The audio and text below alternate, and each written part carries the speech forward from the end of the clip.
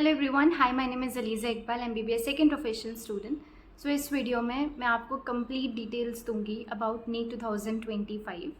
बहुत सारे confusions create हो रहे हैं कि अब कितने बार एग्ज़ाम होगा, लेवल क्या होगा एग्ज़ाम का, एंड एलिजिबिलिटी क्राइटेरिया, कौन सी NCERT फॉलो करनी है, क्या करना है। बहुत ही डिस्ट्रैक्टेड रह रहे हो आप लोग और आपकी पढ़ाई नहीं हो पा रही है इस वजह से। तो इस वीडियो में आपके सारे डाउट्स क्लियर हो जाएंगे about NEET 2025। So let's begin. सबसे पहले 2 टायर एग्ज़ाम, ये बहुत ही कंट्रोवर्शियल क्वेश्चन है कि इस बार 2 बार होगा क्या नीट का एग्ज़ाम। ऐसा सुनने में आया है कि नीट 2 बार होगा, बट अभी कोई कॉन्फर्मेशन कहीं से नहीं आई है। ऐसा एक टाइम्स ऑफ इंडिया का आर्टिकल रिलीज़ हुआ था जिसमें लिखा था that NEET will be conducted in 2 tiers. जैसे जेई का एग्ज़ाम होता है, पहले मेंस होता है फिर एडवांस होता है, वैसे ही इसमें होगा। पहले प्री होगा, उसके बाद मेन वाला एग्ज़ाम होगा। ये न्यूज़ अभी कंफर्म नहीं है। एनटीए ने भी अभी कोई कंफर्मेशन नहीं दिया है इस न्यूज़ पर। लेकिन अगर ऐसा कुछ होता है तो अच्छी बात है यार, इसमें कोई घबराने की बात नहीं है। तो और अच्छी बात है, आपको जो अच्छे बच्चे होंगे सिर्फ वही सेलेक्ट होंगे। और अगर ऐसा होता है तो ये बताया गया है कि एनटीए जो होगा वो प्री वाला एग्ज़ाम करवाएगा, मतलब जिसमें 25 to 27 लाख बच्चे बैठेंगे और उसमें से सिर्फ 5 to 6 लाख बच्चों का सिलेक्ट होंगे, और जो कि मेंस एग्ज़ाम देंगे, जो कि कंडक्ट करवाएगा या तो एम्स करवाएगा और CBSE या NBE। तो ये बहुत अच्छी बात है। अगर एम्स वगैरह ने कंडक्ट कराया तो बहुत अच्छा पेपर आएगा। अब लेवल ऑफ एग्जामिनेशन देखो, अगर एम्स ने कंडक्ट कराया है पेपर को तो लेवल ऑफ एग्जामिनेशन, लेवल जो होगा एग्ज़ाम का वो बहुत अच्छा होगा। एंड अगर ऐसा नहीं भी हुआ, सिर्फ एक एग्ज़ाम हुआ आपका, तो भी लेवल ऑफ पेपर जो होगा वो बहुत अच्छा आने वाला है इस बार, क्योंकि ऑलरेडी इतने ज़्यादा सवाल उठ गए हैं NTA पर कि ऐसा पेपर आया है कि ऑलरेडी 720 और 720 इतने सारे बच्चों के आ गए हैं। तो आप ये थोड़ा माइंड में रख के चलिए इस बार कि लेवल ऑफ एग्ज़ाम जो होगा वो इस बार अच्छा आएगा लास्ट ईयर के कंपैरिजन में।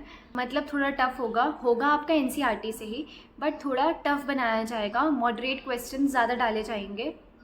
और अब अगर पेपर का लेवल टफ आएगा तो आपको उस हिसाब से अपनी तैयारी भी 10 टाइम्स एक्स्ट्रा करने पड़ेगी, क्योंकि इस बार क्या है, जो 640 वाला बच्चा होगा वो भी प्रिपरेशन कर रहा होगा, 650 वाला बच्चे भी प्रिपरेशन कर रहा होगा अगर उसका सिलेक्शन नहीं हुआ होगा उस स्टेट में, और 615, 20, 10 ये सब वाले तो कर ही रहे होंगे प्रिपरेशन।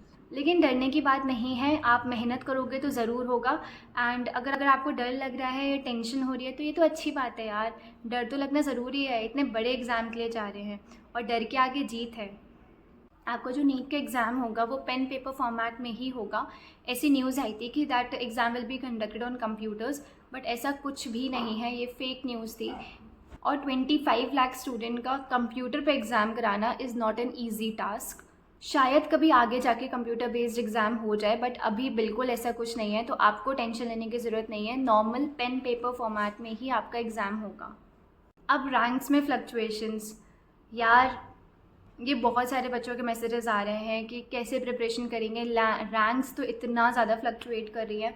बट इस बार आपको टेंशन लेने की ज़रूरत नहीं है, रैंक्स में इतना ज़्यादा फ्लक्चुएशन नहीं आने वाला है। इस बार फॉर श्योर पेपर लीक नहीं होगा, क्योंकि NTA पे ऑलरेडी इतना ज़्यादा प्रेशर है, बन चुका है, इतने ज़्यादा प्रोटेस्ट के ड्यूरिंग के इतने ज़्यादा प्रोटेस्ट चल रही थी, इन सब की वजह से ऑलरेडी बहुत ज़्यादा प्रेशर हो चुका है। तो लीक अब पेपर नहीं होने वाला है, तो आप प्लीज़ उससे बेफिक्र रहिए कि पेपर लीक होगा और फिर से रैंक्स ऐसी आएंगी कि 650 वाला बच्चा ही बैठे रहेगा, ऐसा नहीं होगा इस बार। अब ओल्ड और न्यू NCERT, कौन सी NCERT फॉलो करनी है? जो सिलेबस NTA ने 2024 में निकाला था वो सिलेबस की पूरी PDF आपको सिर्फ वही फॉलो करनी है। 99% जो चीज़ें हैं उसमें से वो न्यू NCERT में है, बट 1% न्यू NCERT में भी नहीं है वो चीज़ें। तो आपको न्यू NCERT फॉलो करनी है, लेकिन उस सिलेबस के अकॉर्डिंग। जो भी सिलेबस में हो आप उस टॉपिक को टिक करते जाइए NCERT के थ्रू, और जो नहीं हो वो आप ओल्ड NCERT से पढ़िए। वैसे आपको न्यू NCERT पढ़नी है, क्योंकि 99% जो चीज़ें हैं, टॉपिक्स हैं, वो आपको न्यू NCERT में मिल जाएंगे। अब एग्ज़ाम पैटर्न आपका सेम रहेगा 2024 के जैसे। आपके 50-50 questions physics, chemistry, botany, zoology से आएंगे, जिसमें से आपको सिर्फ 45 क्वेश्चंस अटेम्प्ट करने होंगे। फॉर एग्जांपल 35 क्वेश्चंस आपके आएंगे जो कि आपको करने ही पड़ेंगे, जिसमें कोई चॉइस नहीं होगी, और 15 क्वेश्चंस ऐसे आएंगे जिसमें से आपको सिर्फ 10 क्वेश्चंस अटेम्प्ट करने होंगे। तो ऐसे करके आपके 45 क्वेश्चंस हो जाएंगे हर सब्जेक्ट से। अब eligibility criteria, minimum 17 years of age होनी चाहिए आपकी अगर आप नीट का एग्ज़ाम देने वाले हैं तो। और रही बात अपर एज लिमिट की, there is no upper age limit in this exam. आप चाहे 20 साल के हो, 30 साल के हो, 50 साल के हो, उससे कोई भी फ़र्क नहीं पड़ता है। आप कितनी भी एज में कितने भी बार ये एग्ज़ाम दे सकते हैं। Now comes 12th percentage. आपके फिज़िक्स, केमिस्ट्री, बायोलॉजी को मिला के 50% होना चाहिए अगर आप जनरल कैटेगरी के हैं। And for OBC, SC and ST category आपके 40% होना चाहिए। सिर्फ फिज़िक्स, केमिस्ट्री, बायोलॉजी के मार्क्स मिलाकर, इंग्लिश को काउंट नहीं करना है। So that's it. I hope आपके सारे डाउट्स क्लियर हो गए हों अबाउट नीट 2025। अगर अभी भी आपको कोई भी डाउट हो तो आप कमेंट सेक्शन में पूछ सकते हैं मुझसे। And thank you so much for watching. I hope you all like this video. Bye.